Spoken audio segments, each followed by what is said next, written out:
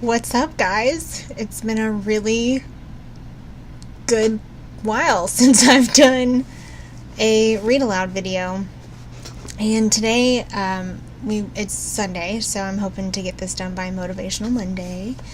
And I'm going to do, a chapter out of sequence just because all the other ones I didn't have like a leading to. I don't really have a leading to this one. I just felt like if I'm going to post it, this is the one that I needed to talk about. So this is the one that I'm going to choose. And it's chapter 7, Love.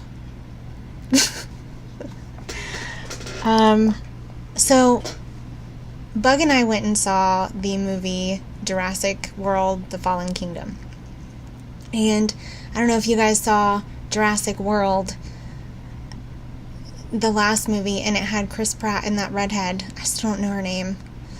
They were in this movie together. And I liked them together in the last movie. They were a depiction, I could see myself and them and their character.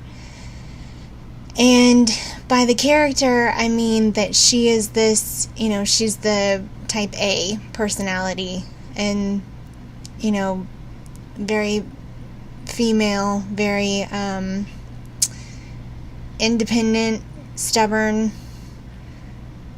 has everything under control until she doesn't, and she's got to have an alpha male, but he kind of needs to know when to let her be the alpha female, if that makes sense. Anyways, he never left her ever. They're fighting for their lives and they're, dinosaurs, and he always comes back to save her, and she's got his back just as much as he's got hers, 100%. She's willing to, there's a chance we're not going to make it out alive here, so I'm going to make sure that it counts, and that was their attitude towards each other. They just could talk to each other without even really saying anything. Clearly, they're on this island with dinosaurs, and if you make a sound, they're going to know where you are. So you have to be quiet. And I didn't realize so my growing up, love was Adam and Eve, and, marriage is forever, and there is no divorce. It's a thin line of people that are not right for each other versus giving up and not working it out, if that makes sense. I don't know. And it's so easy to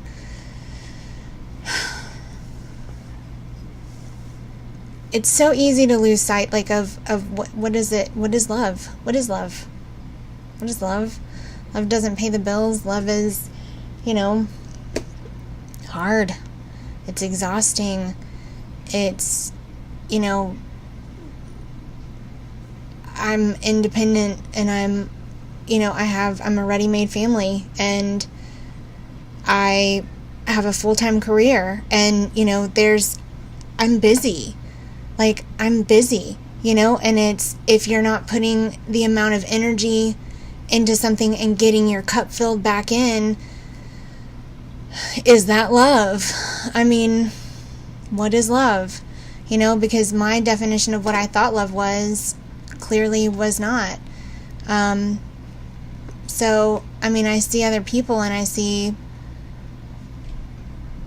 people that have worked it out throughout the generations, and the difference between a marriage that works versus a marriage that doesn't is just them making it work. I don't understand, I guess, if that makes sense, because it's got to be 100 and 100%, it can't, you don't put 50-50 into your job, you don't put 50-50 into things that you love, right? You're supposed to put 100% into those things, right? So don't you put 100% into marriage? I don't understand. What is the difference in what makes some people's marriage last for centuries, generations? What is that? Decades? Not centuries. Decades. versus what makes it last for a couple of years, or what the relationship doesn't work to get to marriage. Like, how do you know? And that's always the question that comes up, is just how do you know? Well, first of all, before we read this chapter, who am I to talk about love? But I felt like this was some good wisdom. I have yet to read this chapter, just FYI. Normally I read the chapters beforehand and then do like a little lesson on them, but I haven't read this one. So I'm just throwing that out there. We're going to read it together. And I just felt like if I was going to do a video, this would be the video that I would do it on, because I guess I felt like this was the subject I needed wisdom on, some advice on.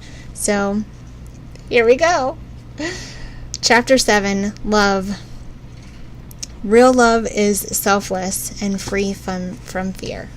Every woman on this planet is taking her intuition in love. A new commandment I give unto you, that ye love one another. Ouspensky states in Tyrannium Organum that love is a cosmic phenomenon. It opens forth the dimensional world, the world of the wondrous. Real love is selfless and free from fear. Real love pours itself upon the objects of its affection without demanding any in return. Its joy is in the joy of giving. Love is God in manifestation and the strongest magnetic force in the history of the universe. Pure, unselfish love draws into itself its own. It does not need to seek or demand. Scarcely anyone has the faintest conception of real love. When people are selfish, tyrannical, or feel fearful of their affections, they lose the thing they love. Jealousy is the worst enemy of love, for the imagination runs riot. Seeing the loved one attracted to another, and invariably these fears objectify, they are not neutralized. That needs to be underlined. That's so true. Jealousy will cause you to see things that are not there. Like, jealousy, I feel like that's dead on. Jealousy will cause you to go looking for things, and like it'll cause you to potentially even, convince yourself of things that are happening that maybe really aren't. For example, a woman came to me in deep distress. The one she loved, she called him the Cap, because he was a captain, had left her for someone else, and he said he never intended to marry her. She was torn with jealousy and resentment, and she hoped he would suffer as he had made her suffer. She then added, "How could he leave me when I loved him so much?" I replied, "You are not loving that man, you are hating him." And I added, "You can never receive what you have never given. Give a perfect love and you will receive a perfect love. Perfect yourself on him. Give him a perfect, unselfish love, demanding nothing in return. Do not criticize or condemn, and bless him wherever he is." She replied, "No, I won't bless him unless I know where he is." She said, "Well," I said, "that's not real love. When you send out real love will return to you, either from this man or an equivalent. For if this person is not the divine selection, you will not want him, as you are one with God. You are one with the love that belongs to you by divine right." Several months passed, and matters remained about the same, but she was working conscientiously with herself. I said, "When you are no longer disturbed by his cruelty, he will cease to be cruel. You are attracting it through your own emotions." Then I told her of a brotherhood in Indiana who never said good morning to each other. They used these words: "I salute the divinity in you." They saluted the divinity in everyone and in the wild animals in the jungle, and they were never harmed, for they saw only God in everything. I said, "Salute the divinity in this man." and say, I see your divine self only. I see you as God sees you, perfect, made the same in image and in likeness. She found she was becoming more poised and gradually losing her resentment. He was a captain, and she always called him the Cap. One day, she said suddenly, God bless the captain wherever he may be. I replied, now that is real love. And when you have become a complete circle, they are no longer disturbed by the situation. You will have what love or attract is equivalent.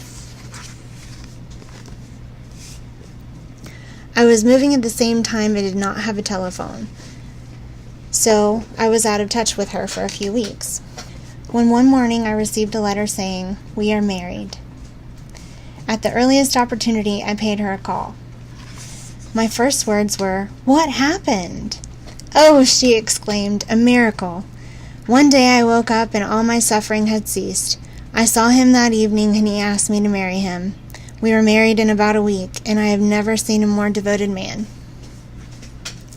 There is an old saying, no one is your enemy, no one is your friend, everyone is your teacher. So become impersonal and return what each other person has to teach, and soon you will learn your lessons and be free. This woman's lover was teaching her selfless love, which everyone sooner or later must learn. Suffering is not necessary for a woman's development. It is the result of violation of spiritual law. But few people seem to be able to rouse themselves from their soul sleep without it. When people are happy, they usually become selfish, and automatically the law of karma is set into action. People often suffer loss through a lack of appreciation. I knew a woman who had a very nice husband, but she often said, I don't care anything about being married. But that is nothing against my husband. I'm simply not interested in married life. She had other interests and scarcely remembered she had a husband. She only thought of him when she saw him. One day her husband told her he was in love with another woman, and left. She came to me in distress and resentment. I replied, it is exactly what you spoke the word for. She said you didn't care anything about being married, so the subconscious worked to get you unmarried. She said, oh yes, I see. People get what they want and then feel very much hurt. She soon became in perfect harmony with the situation and knew they were both much happier apart. A woman came to me dejected, miserable, and poor. Her close friend was interested in the science of numbers and had had her read. It seems the report was not very favorable, for she said, my friend says I'll never amount to anything because I am a 2. I replied, I don't care what your number is. You are a perfect idea and divine mind, and we will demand the success and prosperity that are always planned for you by infinite intelligence. Within a few weeks, he had a very fine position, and a year or 2 later, she achieved a brilliant success as a writer. No woman can attract money if she despises it. Many people are kept in poverty by saying, money means nothing to me, and I have a contempt for people who have it. This is the reason for so many artists to be poor. Their contempt for money separates them from it. I remember hearing one artist say of another, she's no good as an artist. She has money in the bank. This attitude of mind, of course, separates a woman from her supply. She must be in harmony with something in order to attract it. Money is God in manifestation, as freedom from want and limitation, but it must be always kept in circulation to put right usage. Hoarding and saving react to grim vengeance. This does not mean that a woman should not have houses and lots and stocks and bonds, for the life of a righteous woman shall be full.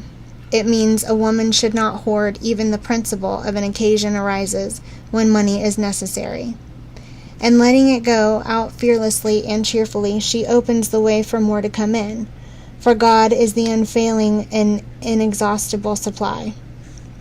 This is the spiritual attitude towards money, and the great bank of the universe never fails. We see an example of hoarding in the 1925 MGM film production of Greed.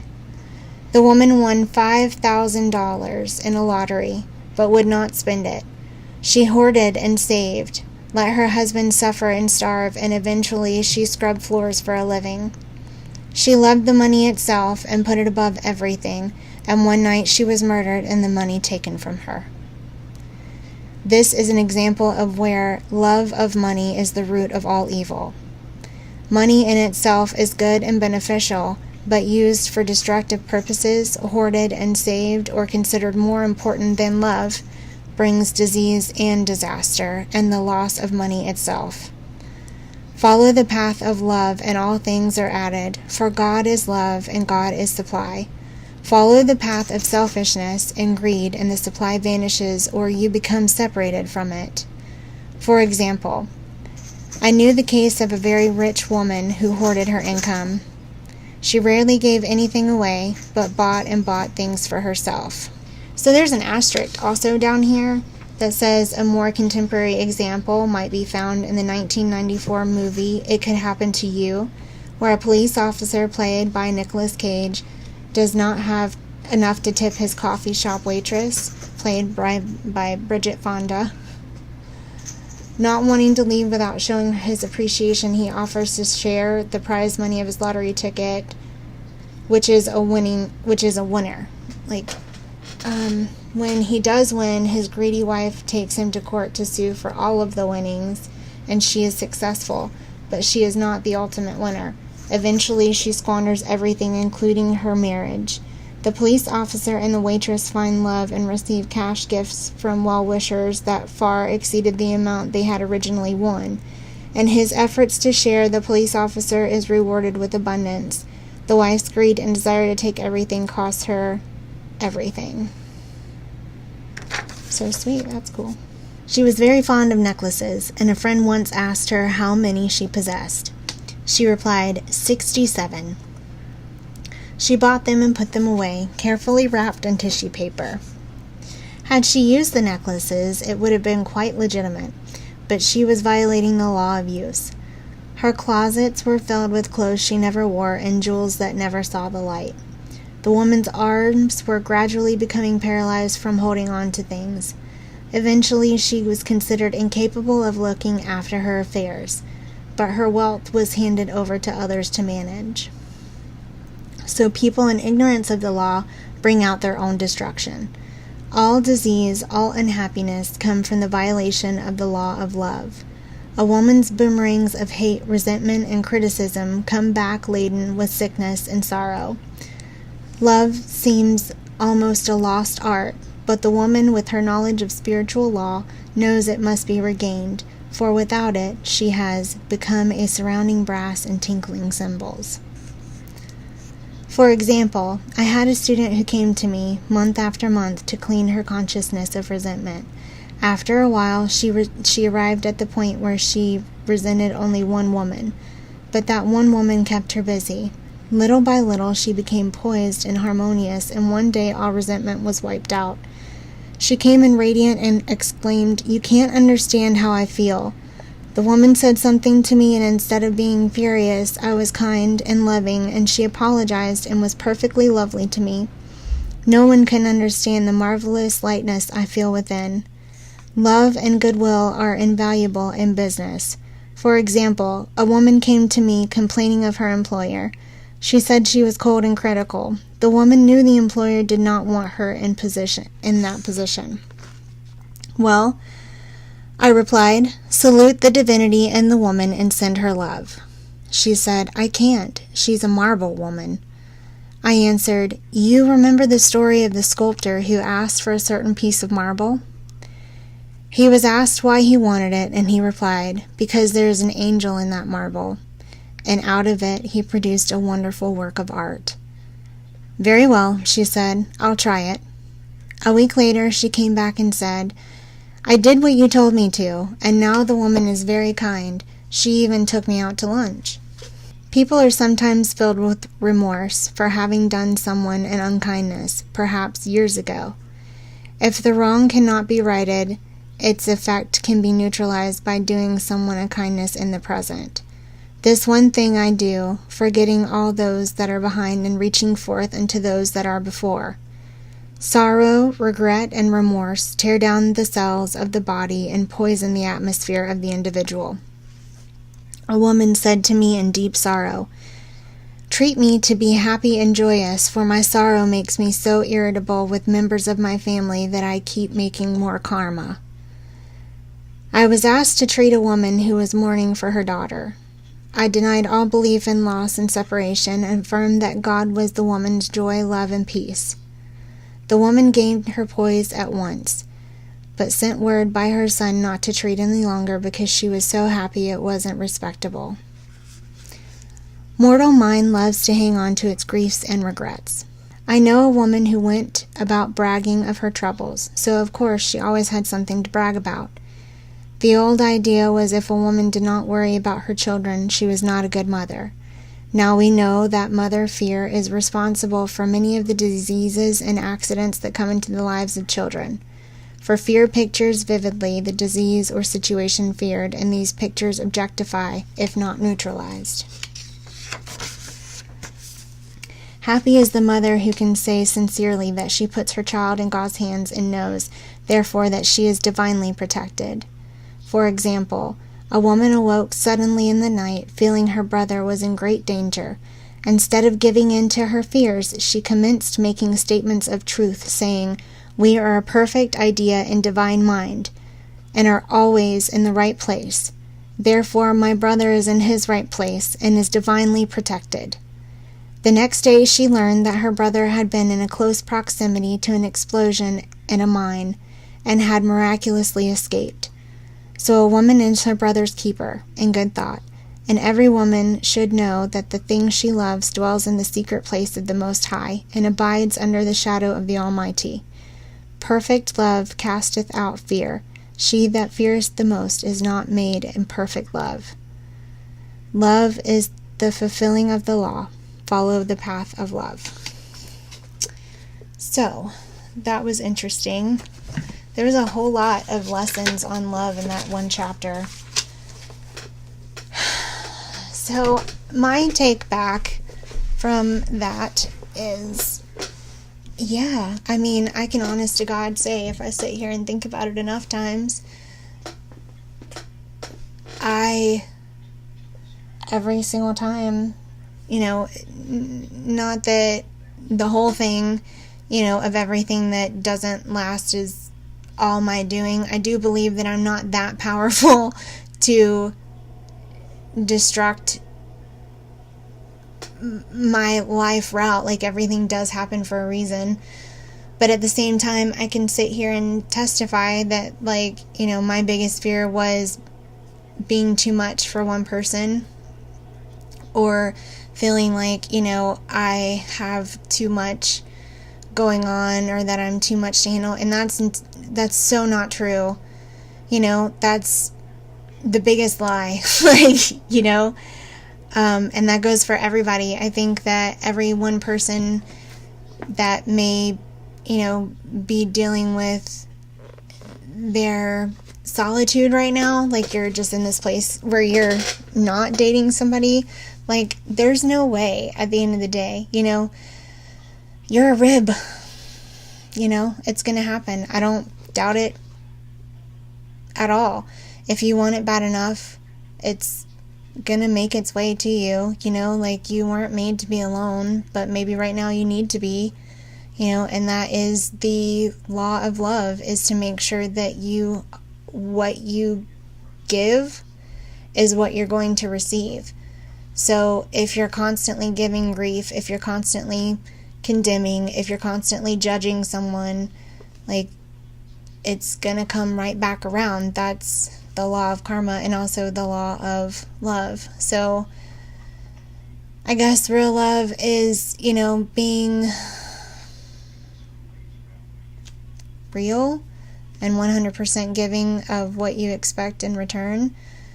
Treat somebody the way that you would want to be treated. That's love. It's not about who does what. It's about just making sure that you're continuously filling that money bank of love, the little love jar. Just constantly putting more effort into it, and don't ever stop, because you just treat somebody the way that you want to be treated. That's love. So, I agree. Alright guys, I'll see you next time. I hope you enjoyed. That was interesting. It was a lot to take in. I can say that I do kind of believe it though, because, I used to always say stuff like, I have so many shoes. Like, I have a ridiculous amount of shoes. And now, oddly, for some reason, my shoes don't fit me anymore. There's a lot. Like, my foot shrank. And my shoes, I've had to give a lot of them away, if that makes sense. So, say it in manifestation and it comes to pass. I don't know. But, there is somebody out there for you in divine right. I believe that. I don't believe that anybody is made to be alone. So, love you guys. Have a good night. Until next time. Bye.